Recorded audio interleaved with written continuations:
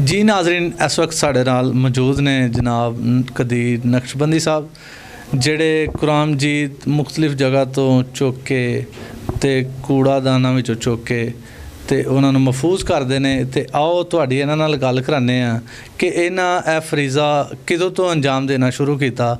अस्सलाम वालेकुम। वालेकुम सलाम जी। जी कदीर साहब, तुसी कदों ज्वाइन की तहरीक अज़मत कुरान? मैं 2012 ਦੇ ਵਿੱਚ ਕੀਤਾ ਭਾਜੀ, ਕਿਉਂਕਿ ਤਹਿਰੀਕ ਅਜ਼ਮਤ ਕੁਰਾਨ ਦਾ ਮੈਂ ਸੁਣਿਆ ਹੀ ਗੁਜਰਾਂਵਾਲੇ ਦੇ ਵਿੱਚੋਂ ਕੁਰਾਨ ਮਜੀਦ ਮਿਲਿਆ ਗੰਦੇ ਨਾਲੇ ਦੇ ਵਿੱਚੋਂ। अच्छा 2-4-5 दिन मेरी तबीयत बिल्कुल ख़राब हो गई। मैं परेशान हो गया कि सोचा मैं कुरान अज बेअदबी हो रही है, मुसलमान अज किहड़े पासे तुर गए ने। मेरी फिल्मां दी दुकान ही, फिल्मां दी दुकान ते मैं बैठा हाँ।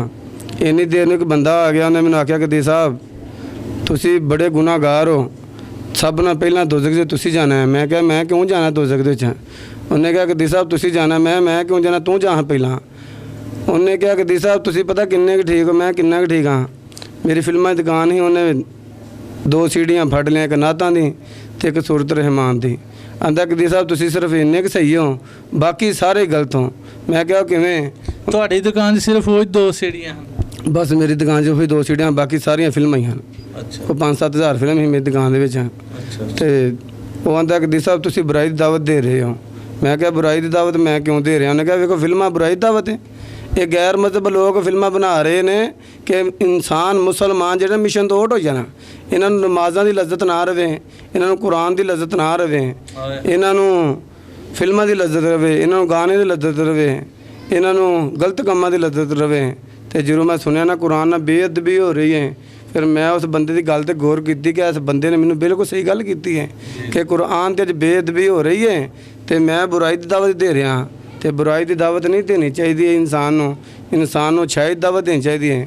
ਔਰ ਉਹਦਾ ਚੱਲਦਾ ਚੱਲਦਾ ਮੈਂ तहरीक अज़मत ज्वाइन कर ली। ਹਾਂਜੀ ਮੈਂ ਫਿਰ ਤਹਿਰੀਕ ਅਜ਼ਮਤ ਕੁਰਾਨ ਨੂੰ ਲੱਭਣਾ ਸ਼ੁਰੂ ਕਰਤਾ। 2 ਸਾਲ ਬਾਅਦ ਮੈਨੂੰ ਤਹਿਰੀਕ ਅਜ਼ਮਤ ਕੁਰਾਨ ਲੱਭ ਗਈ। ਤੇ ਅਬਾਸ ਭਾਈ ਮੇਰੀ ਦੁਕਾਨ 'ਤੇ ਗਏ ਲੋਕ ਇੱਕ ਬੰਦੇ ਲੈਕਚਰ ਦੇ ਰਹੇ ਹਨ, ਹੱਥ ਲਾ ਰਹੇ ਹਨ। ਉਹਨਾਂ ਦੇ ਮੈਂ ਹੱਥ ਵੇਖ ਕੇ ਬੜੇ ਖੁਸ਼ ਹੋ ਗਿਆ ਹਾਂ। ਮੈਂ ਕਿਹਾ ਉਹ ਹੱਥ ਨੇ ਮੇਰੇ ਹਿਸਾਬ ਨਾਲ ਜਿਹੜੇ ਕੁਰਾਨ ਚੁੱਕਣ ਵਾਲੇ ਨੇ। ਤੇ ਮੈਂ ਅਗਾਂਹ ਹੋਇਆ ਤੇ ਵਾਕਈ ਕੁਰਾਨ ਚੁੱਕਣ ਵਾਲੇ। ਉਹਨਾਂ ਕਿਹਾ ਕਦੀਰ ਸਾਹਿਬ ਕਦੀ ਵੀ ਜ਼ਿੰਦਗੀ ਦੇ ਵਿੱਚ ਅੱਲਾ ਯਾਦ ਆਵੇ, ਅੱਲਾ ਦੇ ਨਾਲ ਕੋਈ ਗੱਲਬਾਤ ਕਰਨੀ ਹੋਏ ਅੱਲਾ ਦੇ ਰਸੂਲ ਨਾਲ, ਤੇ ਅਸੀਂ ਗੁਜਰਾਂਵਾਲੇ ਤਹਿਰੀਕ ਅਜ਼ਮਤ ਕੁਰਾਨ ਦਾ ਮਰਕਜ਼ ਪਾਇਆ, ਤੁਸੀਂ ਆਇਆ ਜੇ।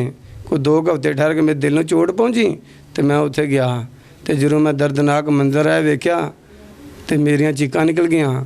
ਮੈਂ ਫਿਰ ਉਦੋਂ ਸੋਚਿਆ ਮੈਂ ਵਾਕਈ ਮੈਂ ਬਿਮਾਰ ਜਿਹੜੀ ਵਜ੍ਹਾ ਹੋਇਆ ਨਾ ਉਹ ਅੱਲਾ ਹੀ ਬਿਹਤਰ ਜਾਣਦਾ, ਦੁਨੀਆਦਾਰ ਬੰਦਾ ਕੋਈ ਨਹੀਂ ਜਾਣਦਾ।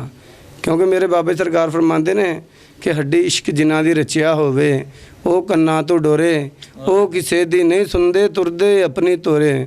ਫਿਰ ਐਸੀ ਲਗਨ ਇਸ਼ਕ ਹੋ ਗਿਆ, ਫਿਰ ਕਿਸੇ ਨੂੰ ਪੁੱਛਣ ਦੀ ਜ਼ਰੂਰਤ ਹੀ ਨਹੀਂ ਰਹੀ ਹੈ ਕਿ ਕਿੱਧਰ ਜਾਣਾ ਜਾਂ ਕੀ ਕਰਨਾ ਹੈ। ਫਿਰ ਤਹਿਰੀਕ ਅਜ਼ਮਤ ਕੁਰਾਨ ਨੂੰ ਦਿਨ ਪਈ ਰਾਤ ਅਸੀਂ ਅੱਗਾਂ ਨੂੰ ਲੈ ਕੇ ਗਏ ਹਾਂ।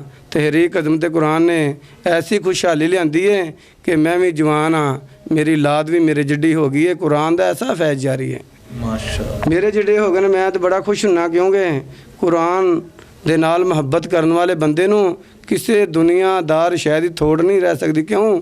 ਕੁਰਾਨ ਇੱਕ ਐਸੀ ਵਾਹਿਦ ਕਿਤਾਬ ਹੈ ਜਿਹਦਾ ਖੁਦ ਖੁਦਾ ਨੇ ਜ਼ੁੰਮਾ ਚੁੱਕਿਆ ਹੈ। ਜਿਹਦਾ ਜ਼ੁੰਮਾ ਖੁਦਾ ਚੁੱਕ ਲੇ ਦੁਨੀਆਦਾਰ ਬੰਦਾ ਤਾਂ ਤੈਨੂੰ ਗੱਲ ਵੀ ਨਹੀਂ ਕਰ ਸਕਦਾ ਹੈ। ਹਾਂ ਬਸ ਹਾਂ ਕਰ ਸਕਦਾ। ਸਵਰਾਖ ਨੂੰ ਕਿਸ ਤਰ੍ਹਾਂ ਮਹਿਫੂਜ਼ ਕਰਦੇ? ਜੀ ਕਦੀਰ ਸਾਹਿਬ ਤੁਸੀਂ ਮੁਕੱਦਸ ਸਵਰਾਖ ਨੂੰ ਕਿਸ ਤਰ੍ਹਾਂ ਮਹਿਫੂਜ਼ ਕਰਦੇ?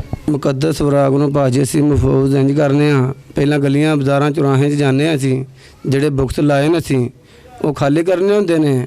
ਔਰ ਅੱਜ ਕੱਲ੍ਹ ਦੇ ਵਲਿਆਂ ਦੇ ਵਿੱਚ ਵੀ ਲੋਕਾਂ ਨੇ ਵੇਖਿਆ ਟੁੰਗੇ ਹੁੰਦੇ ਨੇ, ਪਾਕ ਵਰਾਕ ਵਰਕ ਟੁੰਗੇ ਤਾਂ ਹੋਰ ਗੱਲ ਹੈ। ਅੱਜ ਮਾਜ਼ ਅੱਲਾ ਕੈਦੇ ਸਪਾਰੇ ਟੁੰਗੇ ਹੁੰਦੇ ਨੇ। ਸਾਨੂੰ ਚਾਹੀਦਾ ਵੇਖੋ ਕੁਰਾਨ ਮਜੀਦ ਵਾਸਤੇ ਘਰ ਹੀ ਸੋਹਣਾ ਥਾਂ ਨਿਜ਼ਾਮ ਹੋਣਾ ਚਾਹੀਦਾ ਬਣਿਆ, ਨਮਾਜ਼ ਵਾਸਤੇ ਸੋਹਣਾ ਹੋਣਾ ਚਾਹੀਦਾ ਹੈ। ਅਸੀਂ ਕੱਪੜਿਆਂ ਵਾਸਤੇ ਸੋਹਣਾ ਥਾਂ ਬਣਾਇਆ ਹੈ, ਅਸੀਂ ਜੁੱਤੀਆਂ ਰੱਖਣ ਵਾਸਤੇ ਸੋਹਣਾ ਥਾਂ ਬਣਾਇਆ ਹੈ, ਅਸੀਂ ਭਾਂਡੇ ਰੱਖਣ ਵਾਸਤੇ ਸੋਹਣਾ ਥਾਂ ਬਣਾਇਆ ਹੈ। ਅਸੀਂ ਕੁਰਾਨ ਵਾਸਤੇ ਕੋਈ ਘਰ ਸੋਹਣਾ ਥਾਂ ਨਹੀਂ ਬਣਾਇਆ ਹੈ। ਸਾਨੂੰ ਚਾਹੀਦਾ ਹੈ ਆਪਣੇ ਘਰ ਸੋਹਣਾ ਬੁਕਸ ਲਗਾਉਣਾ ਕੁਰਾਨ ਮਜੀਦ ਵਾਸਤੇ, ਔਰ ਕੈਦੇ ਸਪਾਰੇ ਉੱਥੇ ਰੱਖਣੇ ਚਾਹੀਦੇ ਨੇ। ਔਰ ਜਦੋਂ ਕੋਈ ਵੀ ਸ਼ਹੀਦ ਕੁਰਾਨ ਮਜੀਦ ਹੋ ਜਾਏ ਜਾਂ ਕੈਦੇ ਸਪਾਰੇ ਹੋ ਜਾਣਾ ਤਹਿਰੀਕ ਅਜ਼ਮਤ ਕੁਰਾਨ ਦੇ ਪਲੇਟਫਾਰਮ 'ਤੇ ਜਮ੍ਹਾਂ ਕਰਾ ਦੇਣੇ ਚਾਹੀਦੇ ਨੇ। ਔਰ ਰੂਟੀਨ 'ਚ ਵੀ ਨਹੀਂ ਪਾਉਣੇ ਚਾਹੀਦੇ। ਕਿਉਂ ਕਿ ਇਹਨਾਂ ਉੱਤੇ ਗਰਦੋ ਗੁਬਾਰ ਪੈਂਦੀ ਹੈ ਤੇ ਆਸ਼ਿਕਾਂ ਦੇ ਦਿਲ ਨੂੰ ਗਵਾਰਾ ਨਹੀਂ ਹੈ ਕਿਉਂਕਿ ਆਸ਼ਿਕ ਜਾਣਦੇ ਨੇ ਹਕੀਕਤ ਕੁਰਾਨ ਦੀ, ਆਮ ਬੰਦਾ ਨਹੀਂ ਜਾਣਦਾ ਹੈ। ਜੀ ਕਦੀਰ ਸਾਹਿਬ, ਤੁਸੀਂ ਆਖਰ ਤੇ ਮੁਸਲਿਮ ਉਮਾ ਨੂੰ ਕੀ ਪੈਗਾਮ ਦੇਣਾ ਚਾਹੁੰਦੇ ਹੋ?